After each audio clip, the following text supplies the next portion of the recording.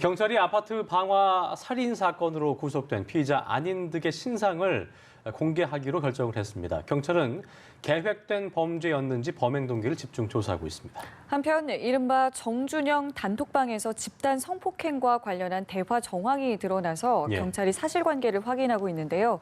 오늘 관련 내용을 전지현 변호사와 함께 짚어보도록 하겠습니다. 어서 오십시오. 안녕하세요. 자, 저희가 대답을 하기 앞서서 아파트에 불을 지르고 대피하는 주민들을 상대로 흉기를 휘두른 피의자죠. 안인득이 구속이 됐는데 먼저 어제 영장실질심사에 출석하는 모습부터 함께 보시고 대담 이어가겠습니다. 함께 보시죠. 저도 하소연을 갖다가 많이 했었고 10년 동안 다 꾸리고 많이 다녔습니다. 그리고 사건 조사에도 하기 전에도 그렇고 이래저래 제가 좀 지난 인생상 어떻게 살아왔는지 좀 조사 좀 해주십시오. 본인이 어떤 피해를 당했다고 생각하십니까? 기업체 내에서도 그렇고 이래저래 한두 가지가 아닙니다. 일반 조현병 치료 받았습니까? 조현병 자체도 그렇고 이래저래 꾸리고 어느 정도로 당했는지 무슨 불이익을 당하셨습니까?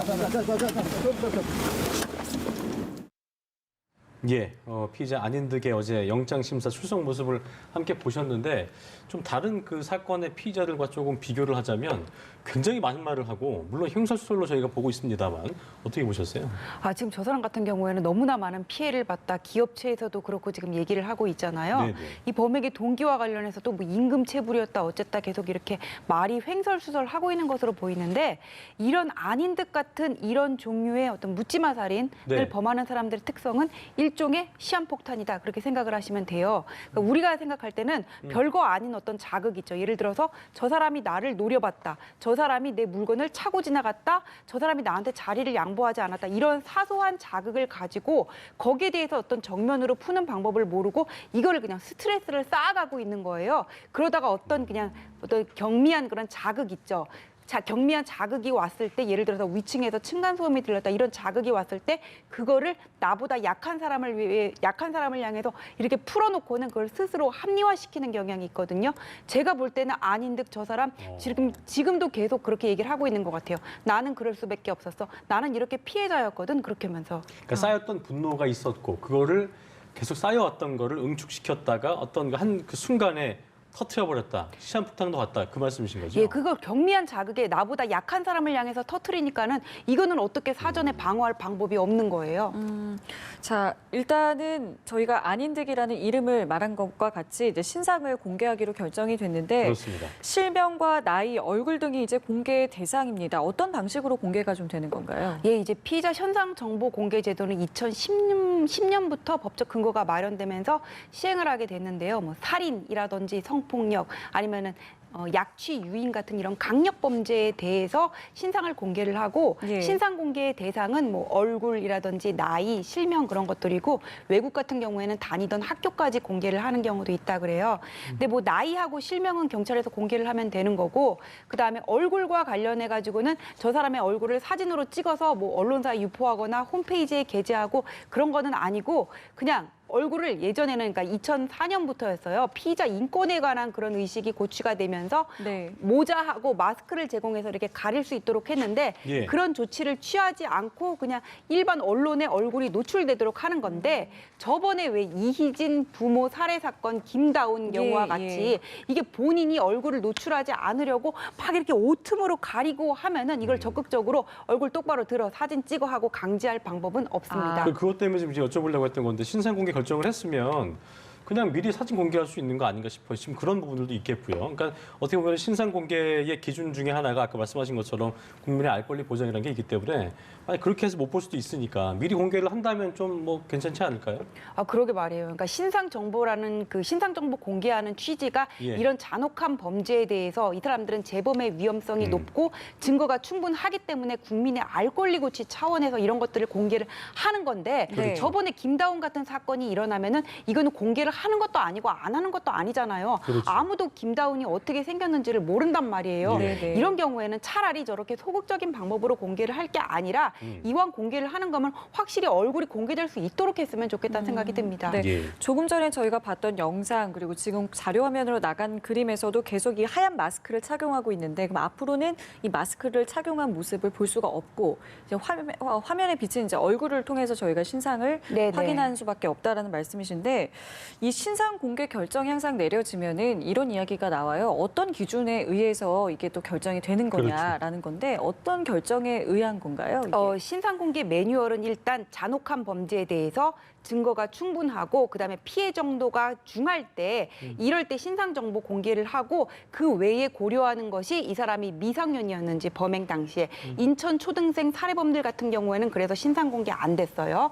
그 다음에 범행 당시에 어떤 정신적인 질환이 있었는지 그다음에 공개함으로 인해서 가해자의 가족에게까지 2차 피해가 우려되는지 아니면 피해자에 대한 2차 피해가 우려되는지 이런 부분까지 같이 고려를 해요. 그래서 지방 경찰청마다 신상 공개 같은 경우에는 이게 위원회가 꾸려져서 결정을 하는데 여기에는 수사관들만 들어가는 게 아니라 심리학자라든지 뭐 정신분석학자 이런 분들도 같이 들어가요. 의사라든지. 그래서 이런 부분들을 보고 종합적으로 판단을 하는 겁니다. 왜 예전에 강남역 묻지마 살인 사건 같은 경우에는 신상 공개가 안 됐거든요. 그러니까 이런 부분에 대해서 판단을 달리한 거예요. 그러니까 정신적인 문제가 있었다. 그 사람 같은 경우에는 실제로 재판 받을 때도 심신미약 감경이 인정돼가지고는 무기징역에서 30년형을 받았거든요. 그래서 우리가 보기에는 이런 기준이 조금 들쭉날쭉해 보인다 그렇게 생각할 수가 있어요. 똑같은 살해범인데 왜 누구는 공개하고 안 하냐.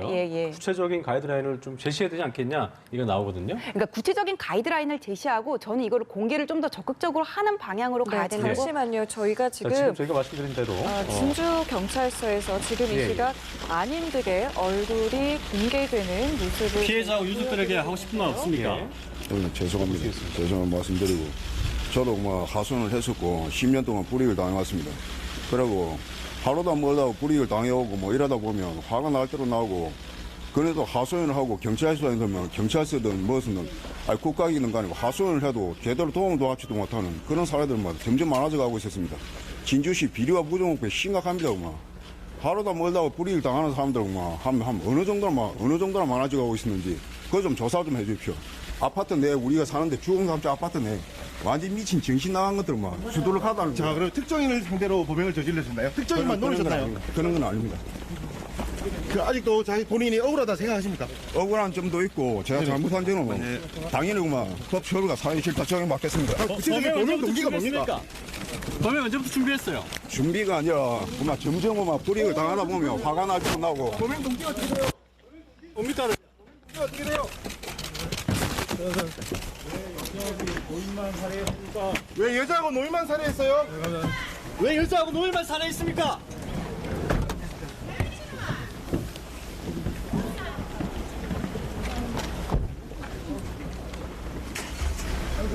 네, 굉장히 저희가 첫 질문을 드렸을 때처럼 다른 피의자들과 좀 다르게 굉장히 선명하게 모습도 공개가 됐고요.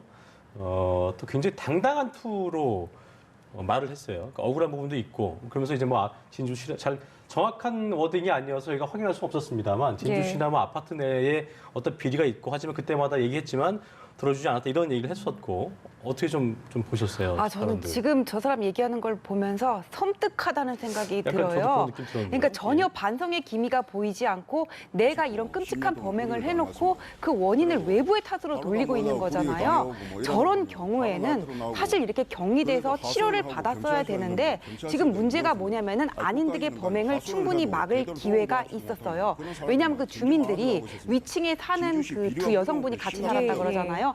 몇 번 경찰에 신고를 했다고 하는데 타인에게 직접적인 위해를 가할 그런 것까지는 아니다. 이걸 경미하게 봐가지고 그냥 넘어갔다는 건데 저 사람이 2010년에 대학생 누구를 폭행한 혐의로 공주 치료 감호소에서 치료를 받은 적이 있거든요. 그럼 교정본부에서는 어떤 그 자료를 차트를 가지고 있었단 말이에요. 근데 이게 경찰하고 서로 공유가 안 됐다는 거예요. 형사 정책이라는 게 크게 누군가 범행을 했을 때 이거를 처벌하는 것도 뭐 확실하게 증거를 찾아서 처벌하자 이것도 형사 정책의 한 방향이 될 수 있지만은 예방 잠재적인 범죄로부터 일반인을 보호하고 재범을 막는 것도 중요한데 우리나라의 경우는 이런 부분들이 너무 등한시되고 있다는 생각이 이게 들어요. 시스템적으로 지금 없습니까? 아니면 되대로 안 된 건가요? 시스템적으로 이걸 공유할 수가 없고 개인정보 보호에만 지금 너무 치중을 하다 보니까는 예. 이런 것들을 병원에서도 이 사람이 정신병적 치료를 받았다고 하더라도 네. 본인의 동의가 없으면 이걸 경찰에 제공을 할 수가 없어요. 그러니까 경찰 같은 경우에도 압수영장이 없으면은 네, 이 사람의 어떤 과거 정신병적 질환이나 이런 부분에 대해서 확인을 할 수가 없었던 거예요. 이게 시스템적인 부재의 문제인 거죠. 결과적으로 시스템적으로 그렇고 지금 말씀하신 것처럼 중증 환자가 또 아닌 경우는 거기에 등록되지도 않고 또 본인이 원하지 않을 경우에는 또 그 명단에 들어갈 수가 없기 때문에 그런 부분에 대해서 이제 해외 사례를 들으면서 이런 부분에 있어서 좀 강제성이 있어야 되지 않겠냐는 얘기도 나오는 것 같더라고요.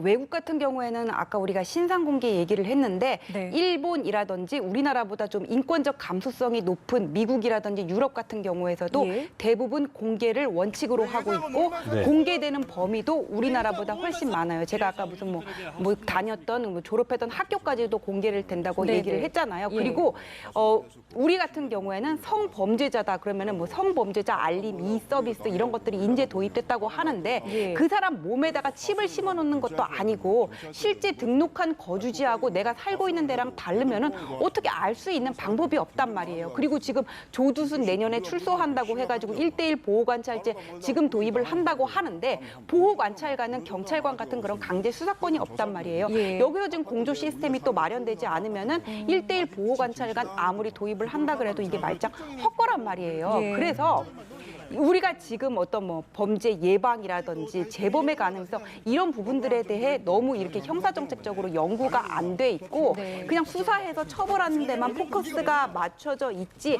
지금 이런 상황에서 이 피의자의 인권이라든지 개인정보 보호 이런 것들을 높여야 된다는 그 의식이 들어오면서 좀 뒤죽박죽되고 아직까지 어디로 가야 될지 방향과 기준을 못 잡고 있다는 생각이 듭니다. 예. 네, 맞습니다.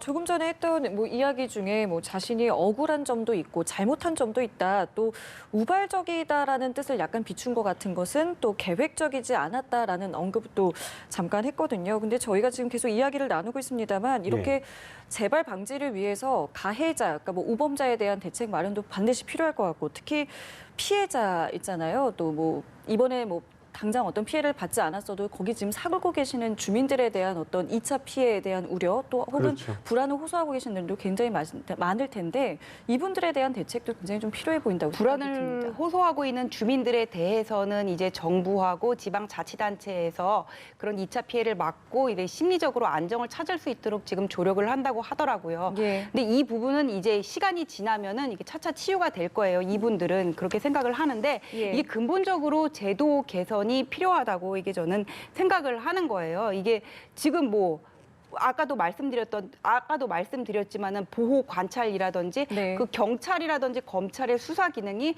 범죄자 처벌과 수사에만 맞춰져 있지 우범자 관리에는 별로 이렇게 포커스가 맞춰져 있지 않거든요. 예. 그다음에 이게 어떤 범죄로까지 나아가지 않으면은 경찰이 신병을 확보를 할 수가 없으니까는 강제로 병원에 입원을 시키게 하거나 격리를 시키게 하거나 이럴 수 있는 법적인 근거가 없어요. 그래서 그냥 외국처럼 수사하고 어떤 우범자 관리, 어떤 정신감정 법원이라든지 이런 것들을 도입을 해가지고는 향후에 어떤 범죄 가능성이 있는 잠재적 범죄가 가능한 사람, 정신적인 네. 치료가 필요한 사람에 대해서는 네. 별도로 어떤 강제권을 동원해서라도 치료를 받을 수 있도록 격리해서 치료를 받을 수 있도록 하고 이런 정보를 교정본부라든지 경찰 그다음에 자치단체에서 공유를 할 수 있도록 맞습니다. 하는 것이 필요하다고 생각합니다. 그 말씀처럼 안인들에게 너무나 당당한 모습이라는 게 좀 상당히 또 한 번의 충격을 준 게 아닌가 그런 생각이 들었습니다. 자, 주제를 좀 바꿔보죠. 정준영 씨 얘기인데요. 단톡방 논란이 끊이지 않는 것 같습니다. 이번에는 보니까 정준영 씨와 최정훈 씨 등에게 집단 성폭행을 당했다고 주장한 여성이 등장을 한 건데요. 일단 내용부터 정리를 해보죠. 그러니까 이 여성이 이제 오늘 고소장을 제출한다고 하는데 이 여성이 2016년 3월에 그러니까 원래 정준영 씨라든지 다른 사람들하고 뭐 친분 관계가 있었던 것 같아요. 2016년 3월에 정준영 씨가 팬 미팅회를 연다고 하면서 뭐 같이 와라 이렇게 초대를 했던 것 같아요. 그래가지고 정준영 씨, 최종훈 씨하든 뭐 다른 사업하는 사람 이렇게 어울려가지고는 같이 술을 먹었는데 왜 술을 먹을 때 1차, 2차, 3차 그런 게 있잖아요. 같이 어울려서 술을 먹다가 이제 호텔로 가게 된 것 같아요. 근데 여성의 말에 따르면 그때 이미 자기는 정신이 없었다고 얘기를 해요. 근데 이 정신이 없었다고 하는 게 술에 취해서인지 아니면 다른 뭐 약을 썼던지 우리가 뭐 손이 말하는 GHB라는 거 있잖아요. 예. 그런 걸 썼는지에 대해서는 좀 더 조사를 해봐야 되는데 이 여성은 하여튼 같이 이렇게 어울려서 술을 마시다가 호텔로 가서 정신을 잃었고 다음 날 아침에 눈을 떠보니까 이게 본인이 성폭행을 당한 게 아닌가 하는 그런 정황이 펼쳐져 있었다라는 거예요. 그러니까 여성이 다른 남자만 5명이 있어. 근데 여자는 나 혼자야. 그럼 무섭고 두렵고 수치심이 들었을 거잖아요. 황급히 거기를 빠져나왔고 본인의 영상이 공유되고 있다든지 그런 상상은 전혀 못했어요. 그런데 이번에 이런 일이 터지고 나서 과거에 그런 기억이 있으니까는 이 사건을 권익위에 제보했던 그 변호사를 찾아가가지고는 상의를 하고 그 단톡방 안에 관련해가지고는 음성 파일, 사진들이 있다는 거를 확인을 하고 이번에 고소장을 제출하게 됐다고 합니다. 예. 이 보통 성범죄의 경우에는 직접적인 증거를 확보하는 게 늘 어렵다고 이야기가 나오잖아요. 말씀하신 것처럼 당시 상황을 녹음한 사진이나 음성 파일이 확보가 됐다고 하는데 이게 그럼 결정적인 증거로 작용을 할 수 있다고 보시는지요? 결정적인 증거 당연히 되는데 제가 그 사진이라든지 음성 파일을 정확하게 안 봐서 모르겠지만은 예. 지금 검찰이 기소를 하면서 뭐라 그랬냐면은 피해자의 동의 없이 몰카를 찍었다고 얘기를 하잖아요. 일단 그 사진은 나왔단 말이에요. 네네. 그리고 그 전에 이 단톡방 멤버들끼리 뭐라 그랬냐면은 우리 뭐 1박 2일로 어쩌자 다음에는 누가 한다 이렇게 마치 성범죄를 모의하는 듯한 그런 대화가 오고 갔었거든요.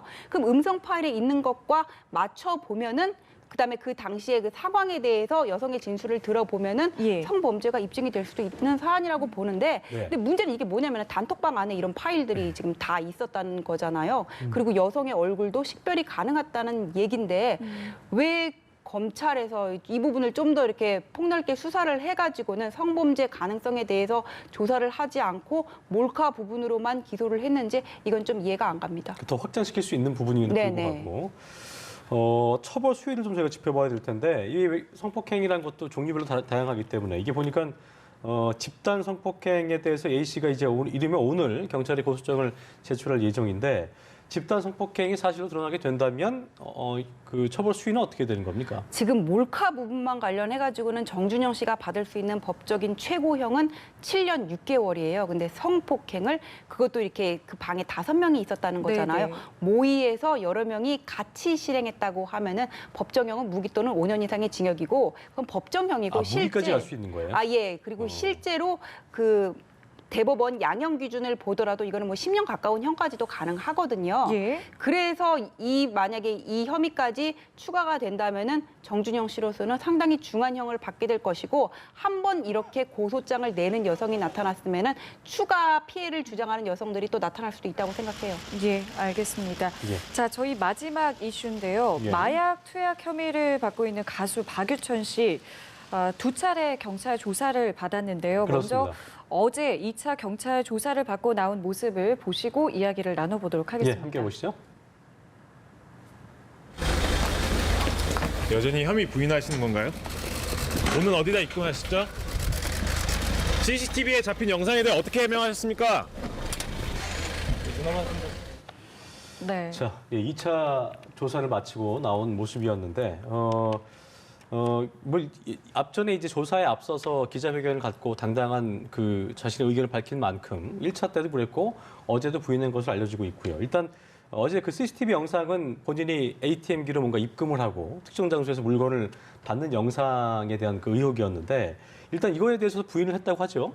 예, 이거를 자기는 황하나가 시켜서 했고 그 물건이 뭐였는지는 모른다는 식으로 얘기를 했거든요. 일종의 심부름을 했다는 얘기인 거죠. 일종의 심부름을 했다고는 하는데 글쎄요 이게 박유천 씨한테도 확실히 마약 양성 반응이 안 난다면은 우리가 단정해서 얘기를 할 수는 없다고 생각을 해요. 그런데 네. 지금 황하나 씨가 같이 이렇게 본인하고 마약을 했다고 얘기를 했어요. 뭐 본인은 강요를 받아서 했다고는 하지만은 강요까지는 몰라도 같이 했다고는 뭐 인정이 될 수도 있는 거죠. 같이 했다 그랬고 그 마약을 어디서 입수를 했냐고 하니까는 어디다가 돈을 넣고 뭐 몇 분 있다가 거기서 물건을 가져왔다 얘기를 했는데 네, 그 상황에 맞춰가지고 황하나 씨가 특정한 그 상황에 맞춰가지고는 CCTV를 확인해 보니까는 거기 박유천 씨가 있었단 말이에요. 그럼 이 정도만 되면은 충분히 의심할 근거는 있다고 보거든요. 그럼 이제 끝까지 만약에 박유천 씨가 부인을 한다면은 황하나 씨하고 대질 신문을 시켜가지고는 네. 누구 말이 맞는지를 우리가 확인을 해봐야 되겠죠. 이 자신은 몰랐다는 거잖아요. 그렇다면은 투약에 대해서는 뭐 의심을 할 수 있다고 치더라도 구매에 대해서는 내가 이게 마약인지 몰랐지만 어쨌든 산 정황은 지금 CCTV에 그렇죠. 신분으로 드러나고 했더라도. 있는 거잖아요. 예. 여기에 대해서는 또 어떻게 얘기가 진행이 될 수 있는 건가요? 그러니까 우리가 그 ATM 머신에다 돈을 입금을 하고 나중에 받는 거는 그냥 이렇게 구매를 한 거고, 예. 이 구매를 한 거고 실질적으로 뭐 어떻게 이 사람이 뭐 마약 네네. 공급자하고 관련이 돼 근데 있는지는 자신은 지금 좀 더 이게 마약인지도 모르고 구매했다는 그렇죠. 그냥 거잖아요. 심부름을 구매 한 거다. 마약인지 모르고 네. 구매를 했다는 거는 일단 믿기지는 않지만 황하나 씨의 말에 따르면은 예. 그러니까 의심은 할 수 있다는 예, 거예요. 예. 황하나 씨의 말에 따르면은 그 구매한 마약을 가지고 지금 같이 마약을 했다는 예, 거잖아요. 그렇죠. 그러면 황하나 씨가 특정하는 일시라든지 장소가 있을 거거든요. 네, 네. 경찰은 통신영장 발부받고 그다음에 그 박유천 씨에 대한 자택 압수를 통해 가지고 이미 그 당시에 동선을 맞춰봤을 거란 말이에요. 네, 네. 그러면은 황하나 씨가 말하는 시점에 그 다음에 어디로 갔고 둘이 같이 있었고 이런 것들이 특정이 된다면은 좀 박유천 씨의 말은 신빙성이 떨어지게 되는 거죠. 그래서 대질 조사가 필요하다는 거예요. 그러면 이렇게 가정을 해볼게요.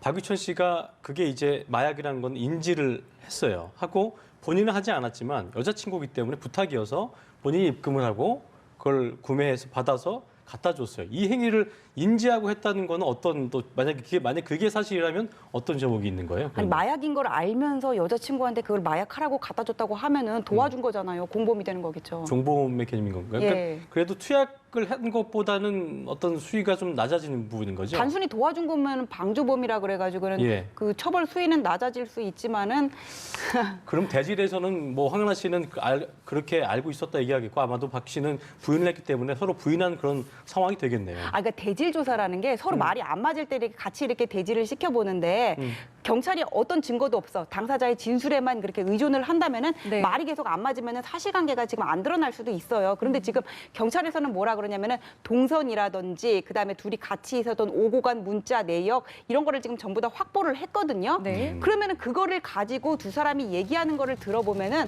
어느 쪽의 말이 더 설득력이 있다는 거는 판단이 가능하리라고 봐요. 알겠습니다. 알겠습니다. 자, 저희 오늘 전재현 변호사와 함께 예. 이야기 나눠봤습니다. 말씀 고맙습니다. 고맙습니다.